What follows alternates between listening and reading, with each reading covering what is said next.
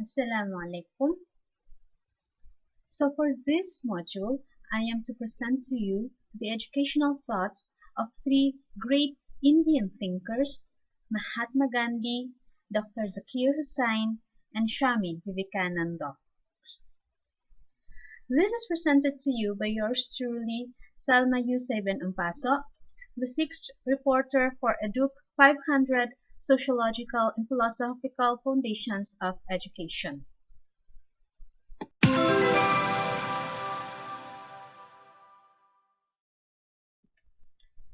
So, according to Wikipedia, Mahatma Gandhi was born as Mohandas Karamchand Gandhi on October 2, 1869. He was an Indian lawyer, anti-colonial nationalist, and political ethicist. Mahatma Gandhi was an extremely open-minded seeker of truth. He employed non-violent resistance to lead the successful campaign for India's independence from British rule, which in turn inspired movements for civil rights and freedom across the world. The honorific Mahatma, which is Sanskrit for great-souled or venerable, was first applied to him in 1914 in South Africa, and which is now used all throughout the world. Mahatma Gandhi on his meaning of education. So according to Gandhi, education means an all-around development of individuals. In his own words, by education, I mean all-around drawing out of the best in child and man, body, mind, and spirit.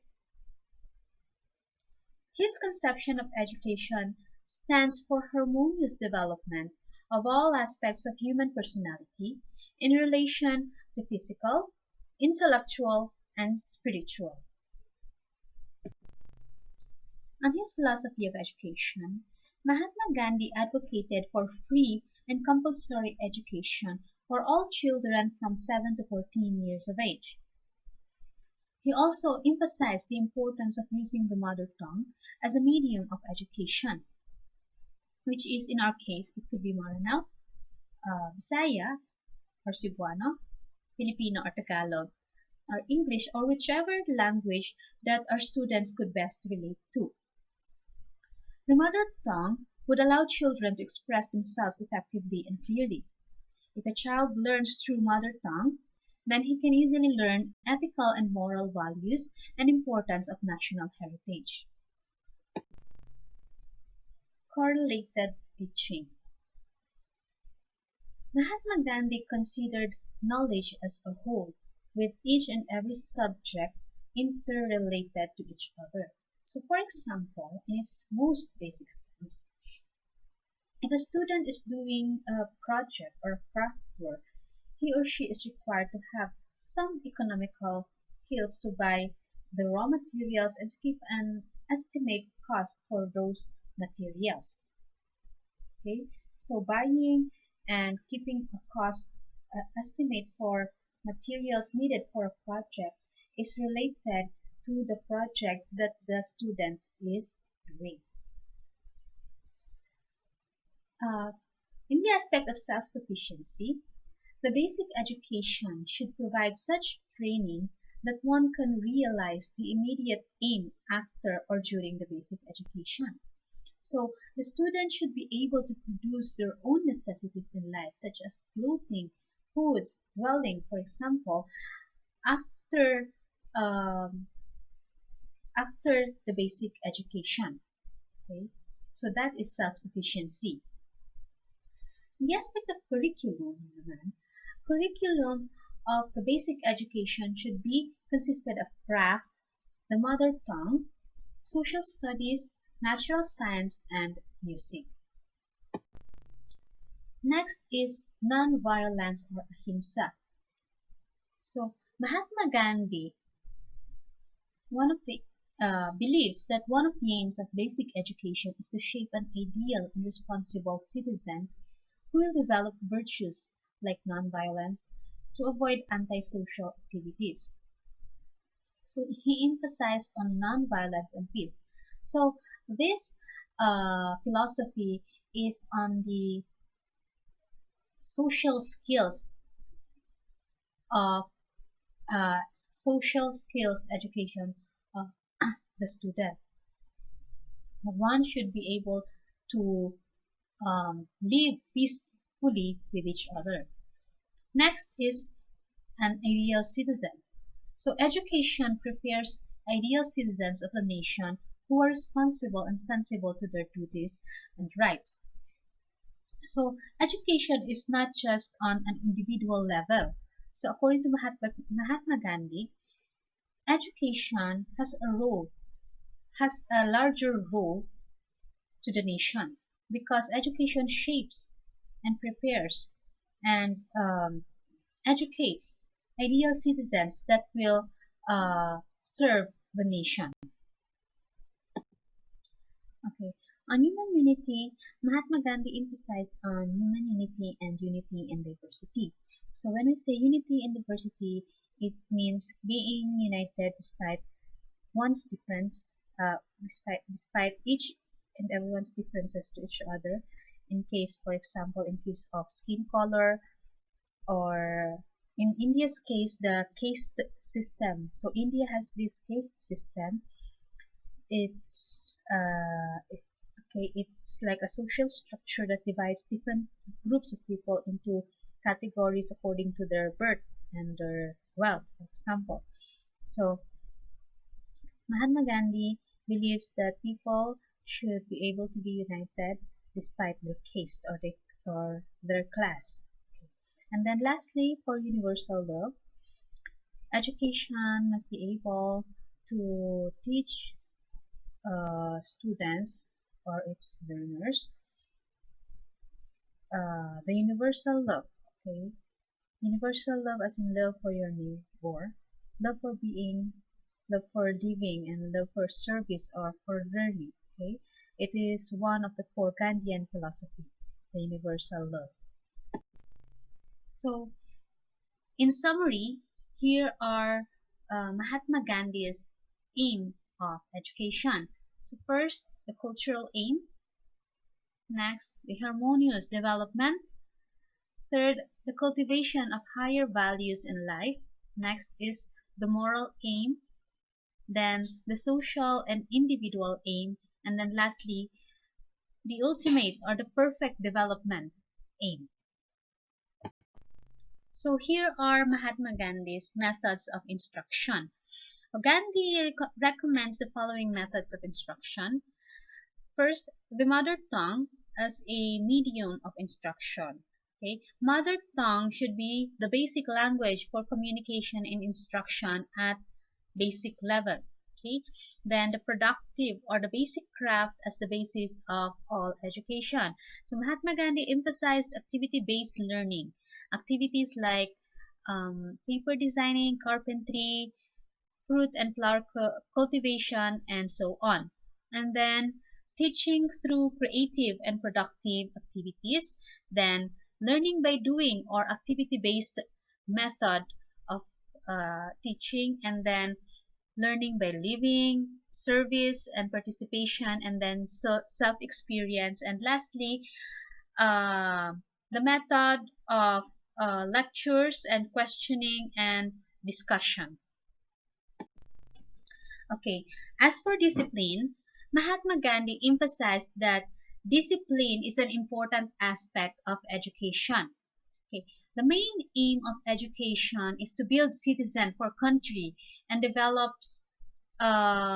develop characters in an individual. Okay, so he emphasized that discipline come from self-control. Okay, one must strive for inner discipline. Okay, the discipline of mind. Okay, so as the saying goes, one's discipline reflects one's education. As for the teacher, Mahatma Gandhi uh, believes that the only right type of teacher can help the student in achieving the aims and objectives of education. The teacher should have knowledge, enthusiasm, skills, patriotism, strong character, and special training to be able to teach his and or her students. He should behave like a friend, guide, and philosopher to his students. And then the teacher should walk on the way of ahimsa, or non-violence and truth. Okay, then lastly, the teacher should be a nationalist and of high character.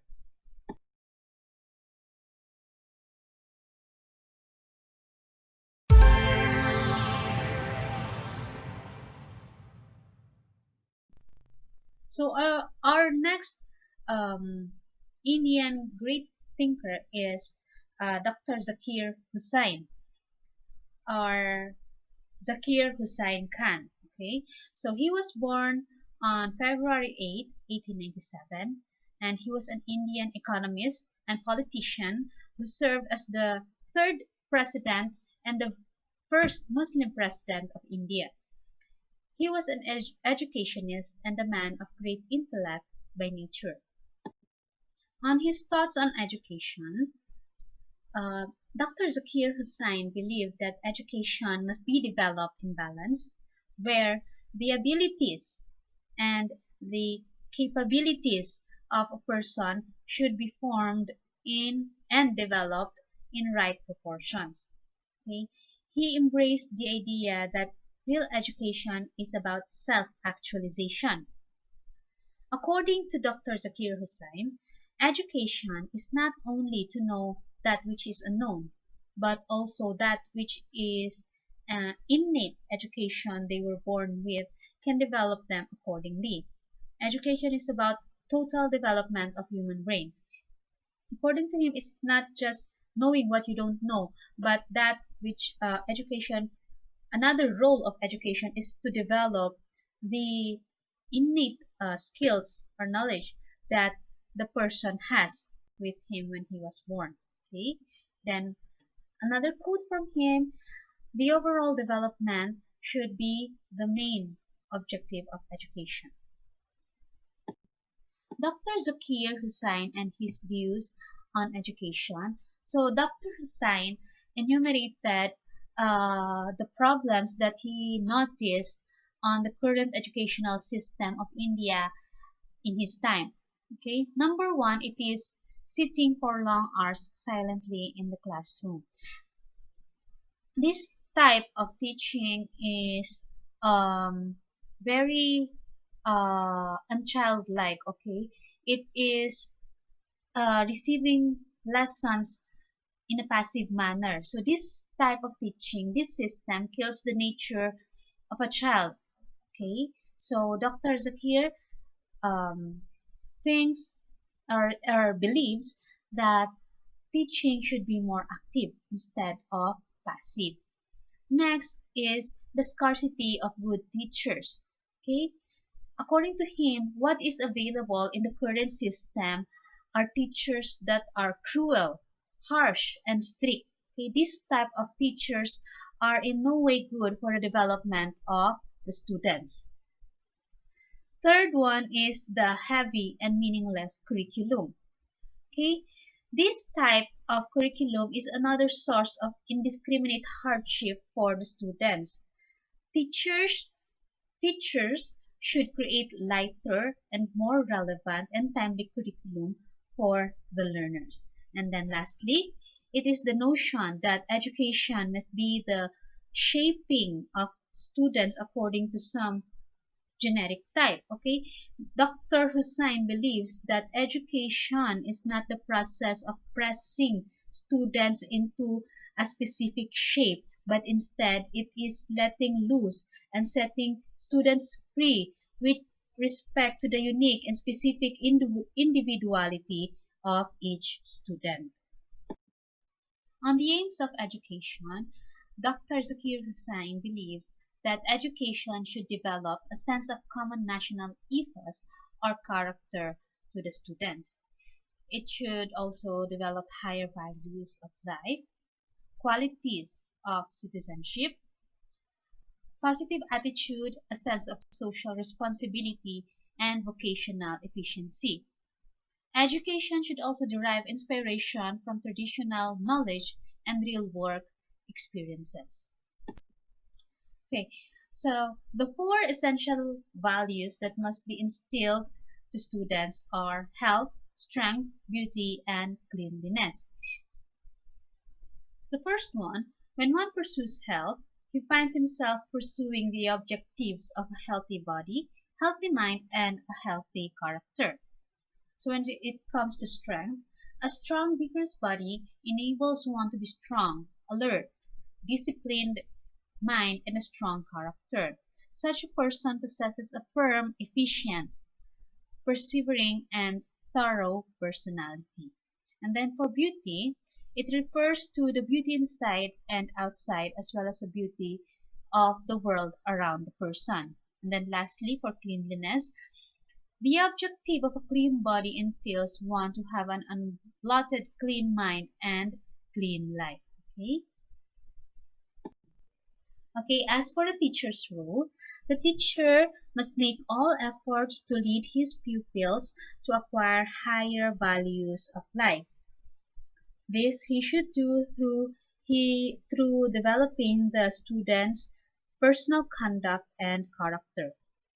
Second, the teacher is not to dictate or dominate. Instead, he is to help and serve the student. Third, the teacher must also understand that the pupils have their own personality and that the personality of the student must be well looked after and nourished. Okay? The teacher must understand that each student has their own individuality. And then lastly, the teacher should be an embodiment of love and patience in dealing with their children. Okay?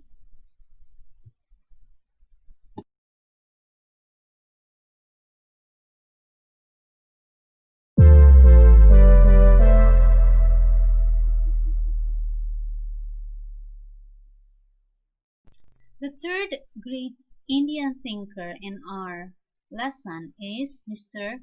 Swami Vivekananda. Okay? He was a Hindu monk from India and was born as Narendranath Datta in a Bengali family on January 12, 1863.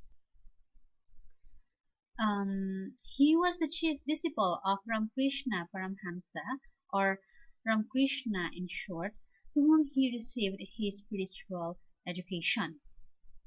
He was talented in his studies, music, poetry, and gymnastics, and he was India's first spiritual and cultural ambassador to the West.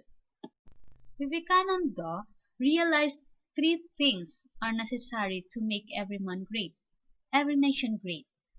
First, it is the conviction of the powers of goodness, the absence of jealousy and suspicion, and helping all who are trying to be and do good.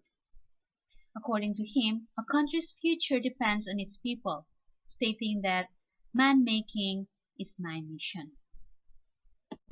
On his educational thoughts, Vivekananda believed that education is the manifestation of perfection that is already in man. Okay? Education was not only the collection of information, but because it is something that is more meaningful. It should be man-making. Okay? It is life-giving and character building. That education has more deeper and more meaningful purpose in one's life than just a mere collection of information. So according to him, education is not the amount of information that we put into our brain and runs riot there, undigested all our life. We must have life building, man making, character making assimilation of ideas. If you have assimilated at least five ideas and made them your life and character, you have more education than any man who has got by heart a whole library. Vivekananda believed that only positive education should be given to children This because he felt that education to young children is very negative. He thinks that the children do not gain confidence or self-respect from this kind of negative education. Okay, so he believed that uh, positive education instead of negative should be given to children. He once told that if young boys and girls are encouraged and are not unnecessarily criticized all the time, they are bound to improve in time. So according to Vivekananda's philosophy, education is a continuous process and should cover aspects of life such as physical, mental, emotional, intellectual, moral, and spiritual. His educational philosophy is based on the Vedanta and Upanishads. Vedanta is a classic system of spiritual realization in Indian tradition. Meanwhile, Upanishads is a Sanskrit text of religious teachings and ideas that are still revered in Hinduism. Vivekananda is against book learning and believed that education is not all about book reading and hoarding information, but education is a life building process, a man making process, and assimilation of ideas and forming of one's character. On the concept of education, Swami Vivekananda believed in self education. He believes that the main duty of the teacher is to remove obstacles from the student's path and guide them towards success and opportunities. He believes that men must be able to teach themselves, just like how children grows naturally. Okay, self-education is self-realization. Next is education for all. Swami Vivekananda believes that everyone should receive education, from children to women. Everyone from all walks of life should receive education. Third is that education according to the needs of children. Teaching must be in accordance to the child's needs, interest, and demand. On women's education, Swami Vivekananda was very vocal on his support in uplifting women through his life. He was in favor of educating women. Why? Because in his time, in Vivekananda's time, women in India were deprived. Okay, they were deprived of their educational right. He saw how the condition of women in poor families were worse in comparison to the male members of those families. He felt the need to stress the importance of educating women. He felt that the best thermometer to the progress of a nation is its treatment of its women. He said that the living standard can be improved only by giving respect to women. And according to him, there is no chance for welfare of the world unless the condition of women is improved. On the national system of education, Vivekananda said that education must be for national needs, problems, aspirations, and general role in the development of a country. So its education is not just on the individual level, but it is on the more broader purpose, on a national purpose. Okay? That is the national system of education. Here are the aims of education according to Swami Vivekananda's teachings. First, moral, spiritual, and character development. Next, education for self-reliance and education for physical development. For universal brotherhood, it is the practical side of life, and education for religious development, and lastly, for vocational aim. On the curriculum, Vivekananda believed that uh, curriculums should have a harmonious combination of science and Vedanta. It should incorporate common and regional language, and it should have study of subjects like history, geography, economics, mathematics, home science, psychology, and agriculture. And finally, it should have physical and vocational education. On methods of teaching, concentration is vital, self-study or self-education, and the method of teaching is discussion. And then the role of the teacher should act like a friend, philosopher, and guide to his or her students. The teacher should be dedicated to his profession, and the teacher should come down to the level of the students.